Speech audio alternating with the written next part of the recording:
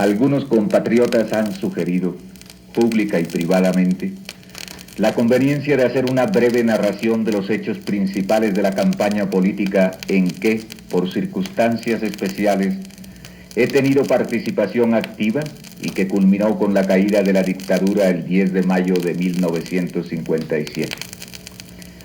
¿Creían ellos útil para fijar mejor en el recuerdo de las gentes los principios y temas principales que informan este movimiento?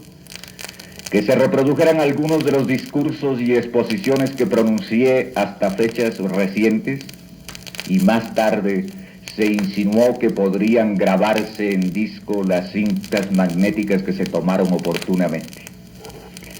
Ningún sentimiento personal me mueve a acceder a esos deseos, sino solamente la convicción de que con esta forma de difusión de las ideas expuestas se pueda prestar un servicio a la empresa de restauración de las instituciones, de entendimiento de los partidos y de gobierno nacional que se ha ido abriendo paso por entre tantas dificultades.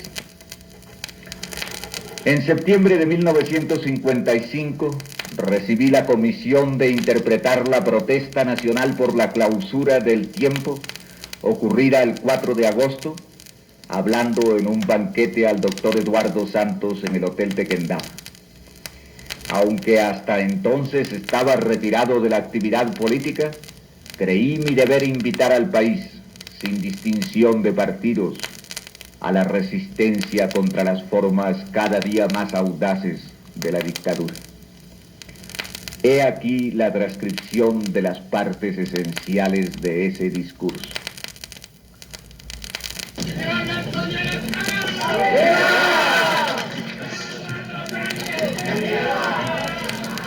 Señor doctor Eduardo Santos,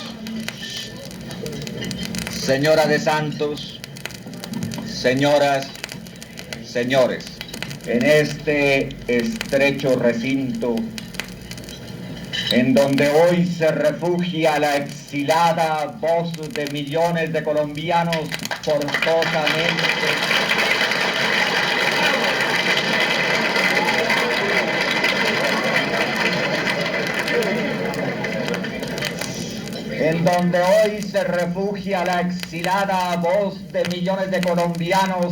forzosamente silenciosos, no ha habido y me temo que no volverá a haber un suceso semejante.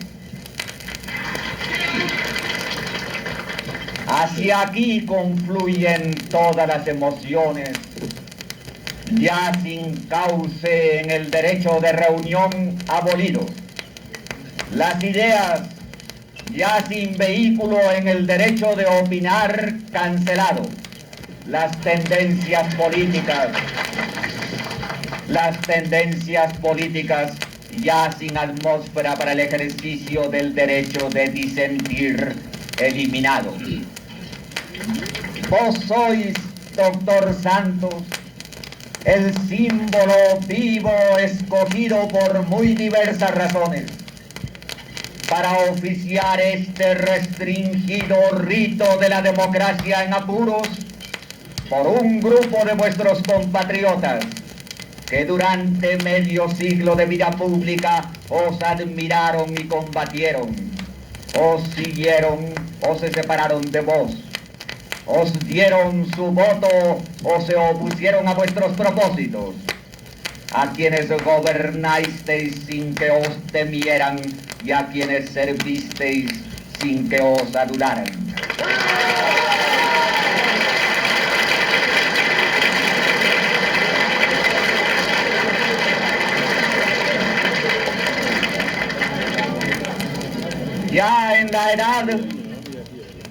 Ya en la edad en que los hombres públicos, aun los menos afortunados, recogen el tributo unánime del respeto porque aparecen ante sus conciudadanos como delegados de la historia común. Sobre vuestra cabeza se desata una tempestad oficial y hay ruido de armas, voces marciales, despliegues de fuerza, aprestos de batalla para libertarnos.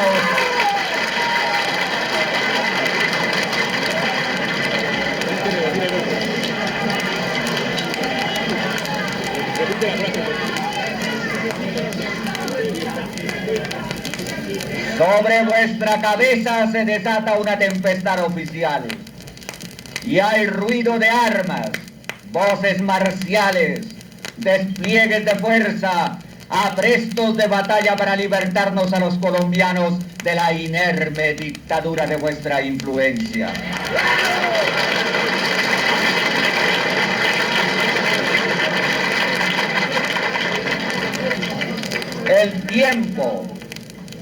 El tiempo, obra de vuestra inteligencia, vuestra perseverancia, vuestro espíritu de servicio, vuestra laboriosidad y patriotismo, se clausura y se invita al pueblo a que celebre la extinción de un pensamiento disidente como si se tratara de una victoria sobre huestes extranjeras.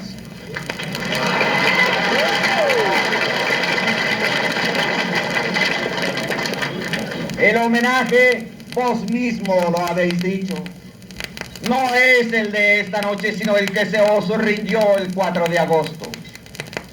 Pero lo que os queremos decir hoy, desde todos los puntos cardinales de la opinión nacional, es que el aparato bélico apuntando sobre vuestra imprenta callada y la máquina de silencio soplando sobre la desamparada antorcha que se encendió en 1911, no han logrado cosa alguna.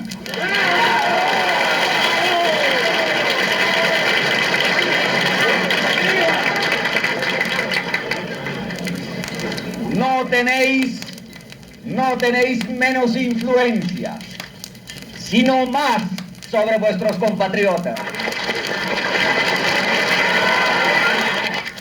Vuestra imprenta está cerrada, pero cada mañana llegan a los rincones de la patria las invisibles e innumerables ediciones de la inconformidad sin censura.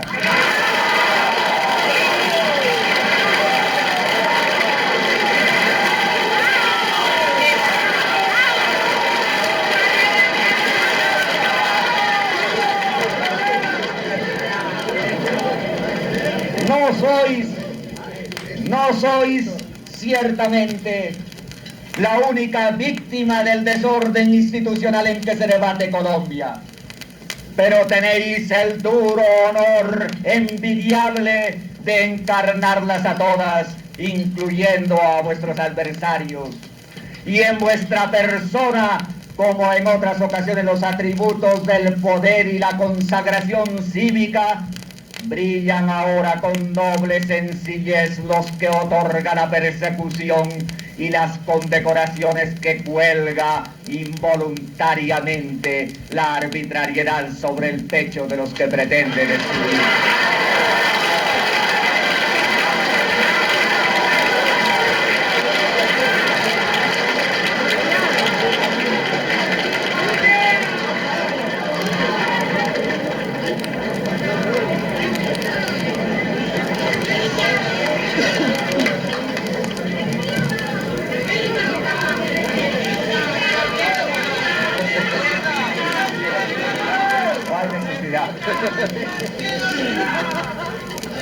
Nunca he recibido una representación más compleja de grupos, clases, ideas y sentimientos. Nada es aquí homogéneo, ni obedece a cuadros, estamentos, corporaciones o intereses reglamentados. Hemos vuelto, y no solo por nuestra voluntad, a la primitiva convocatoria de seres humanos en los momentos de grave peligro. Lo que nos une, pues, no es sino el tejido elemental, la urdimbre tosca y simplísima de la convivencia dentro de un mismo territorio, de personas enfrentadas a la necesidad y al deseo de seguir conviviendo, cuando todas las bases de su relación están sustituidas por la improvisación diaria de un derecho exótico caprichoso y sin recurso de apelación.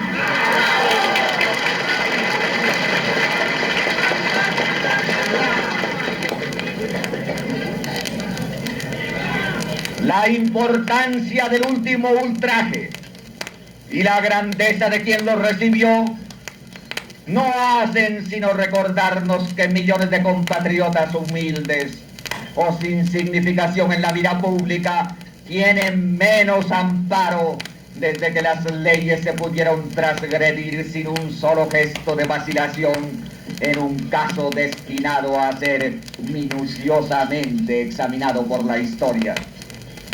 Entonces, nadie tendría derecho a equivocarse al interpretar el sentimiento común a todos, dentro y fuera de estos salones. Queremos ser gobernados por delegatarios nuestros, de acuerdo a leyes dictadas con nuestro asentimiento, y dentro de un marco claro de derechos y deberes como el que trazó la Constitución desde 1886 hasta que fue suspendida por el indefinido estado de sitio.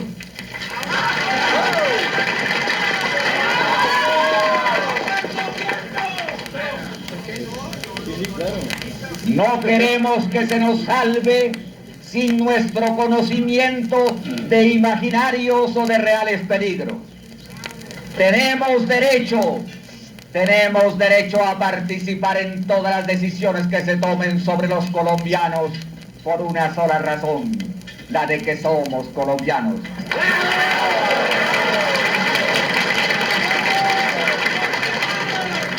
Ninguno de nosotros, por buena voluntad, por nobles intenciones, por capacidades que tenga, es capaz o ha recibido el encargo de sustituirnos a todos los demás en la misión de resolver lo que nos conviene o lo que rechazamos, lo que la patria necesita o lo que ha de evitársele. Es decir, que estamos otra vez como cuando se articularon todavía con lengua torpe las primeras leyes de la naturaleza de las sociedades, exigiendo que la autoridad tenga un límite, el gobierno una frontera trazada por la delegación del pueblo y el hombre una armadura de derechos intraspasables.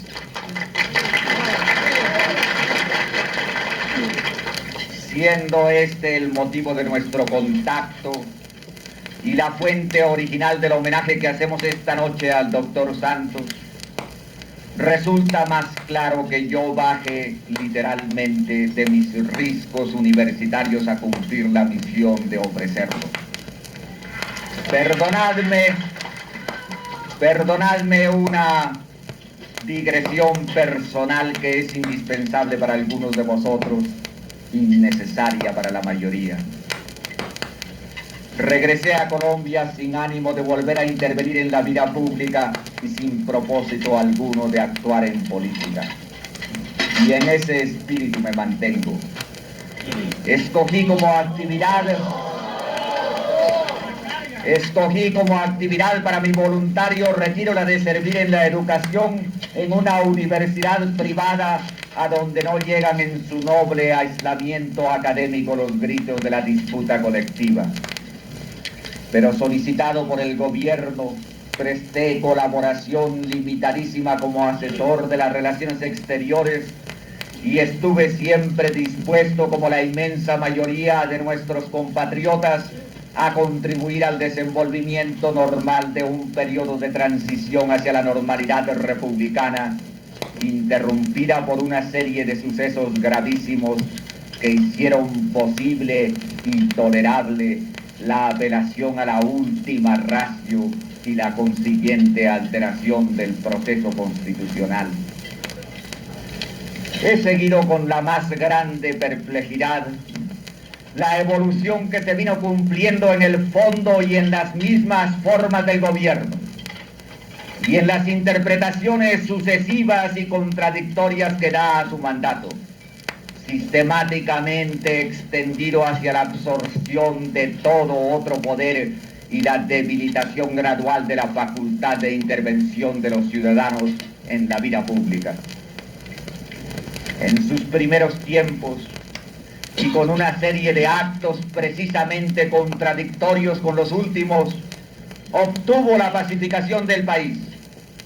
Y a medida que fue extendiendo las fronteras naturales de su acción, vio desaparecer el más grande beneficio hecho a Colombia, sin que nadie se explique por qué los métodos que restañaron la atroz sangría anterior al 13 de junio no se emplearon para impedir o cortar las posteriores hemorragias. Pero además el gobierno no cree ya en ellos. Cree sí en el régimen de la responsabilidad personal de un solo colombiano y en su tremenda consecuencia, la irresponsabilidad de los demás. Por eso el gobierno ha venido cerrando todos los canales de la opinión, menos aquellos por los cuales expresa su voz indiscutible. Por eso ha cancelado toda reunión pública, menos aquellas que promueve, dirige y recibe en los balcones de Palacio.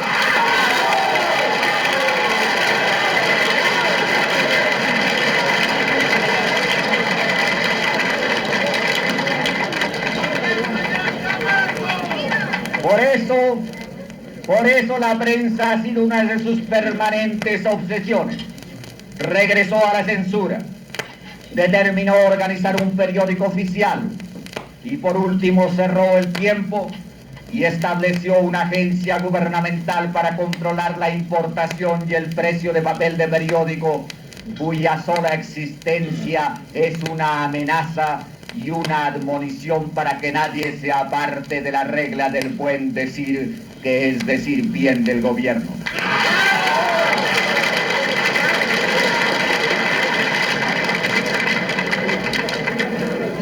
Por eso los colombianos no pueden escoger libremente sus fuentes de información y de orientación, ni dentro del país, ni fuera de él.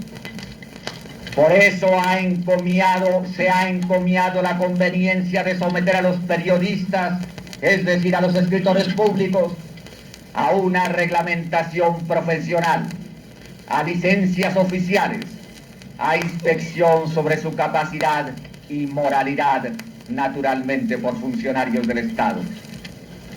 Por eso, en fin, cuando alguien quiere hablar en Colombia sobre las cosas de la patria, ha de reunirse con las formalidades de una fiesta social y su voz no puede traspasar los implacables muros que todo acto, político o no, del gobierno salta ágilmente con los medios de comunicación más modernos comprados con las contribuciones de todos.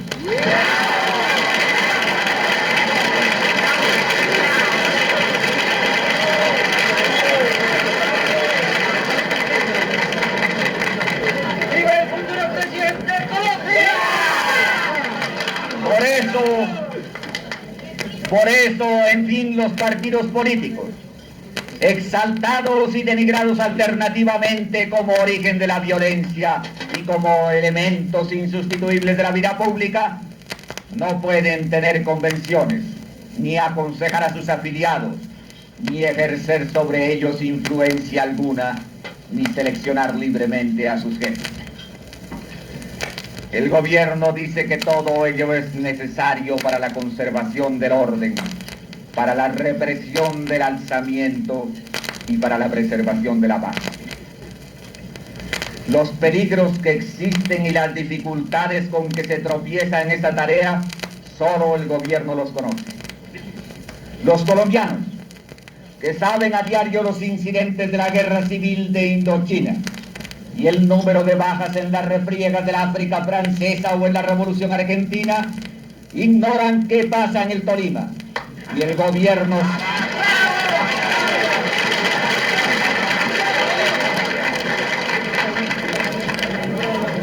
gobierno se siente orgulloso de asumir solo la responsabilidad de la represión sin solicitar el concurso de una opinión pública que tiene tanto o más interés en la paz y en el orden. El gobierno, esa es la verdad, desconfía de todos los colombianos que no figuran en los cuadros, colombianos que no figuran en los cuadros, colombianos que no figuran en los cuadros, colombianos que no figuran en los cuadros, colombianos que no figuran en los cuadros oficiales, y cree que si estuvieran informados sobre los trastornos del orden, se precipitarían a agravar la situación, a echar leña a la hoguera, a asesinar o a estimular el asesinato de sus compatriotas. Pero aún dentro de esas excepcionales circunstancias y aceptando el criterio oficial sobre el áspero tratamiento que necesita Colombia para el regreso a la normalidad, en el caso del tiempo ocurren una serie de hechos que aún en el propio vaguísimo derecho de gentes de que habla la Constitución no tienen amparo. El gobierno cierra el tiempo, empresa privada ilícita, y lo cierra por alocución, por discurso, y confirma el acto por resolución.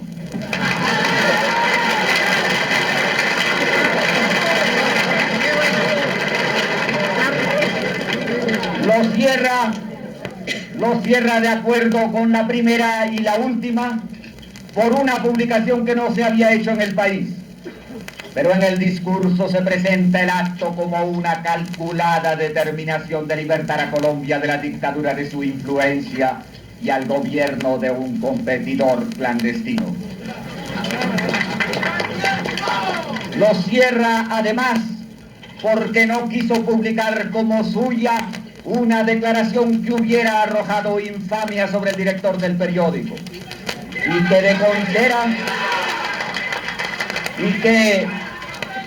y que de contera y de acuerdo otra vez con la legalidad marcial lo hubiera llevado a confesar su participación en actos delictuosos.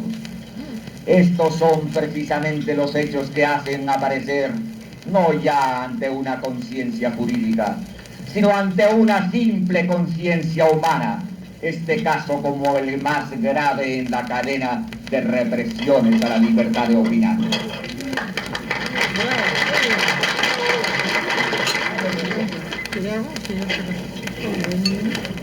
Ante estos acontecimientos, expresé mi inconformidad al ministro de Relaciones Exteriores primero, al propio presidente de la República después. La he reiterado en unión de un grupo numerosísimo de ciudadanos eminentes de todos los partidos en memorial dirigido al presidente de la República solicitando revocación de la medida, memorial que no ha obtenido respuesta. El ministro de Relaciones Exteriores explicó la extraordinaria decisión como producto de la cólera del primer mandatario.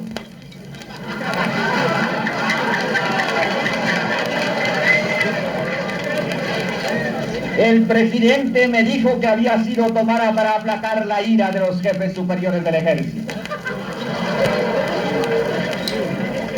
¿Qué tipo de régimen político es aquel en que la cólera se expresa por decretos y produce todos los efectos civiles?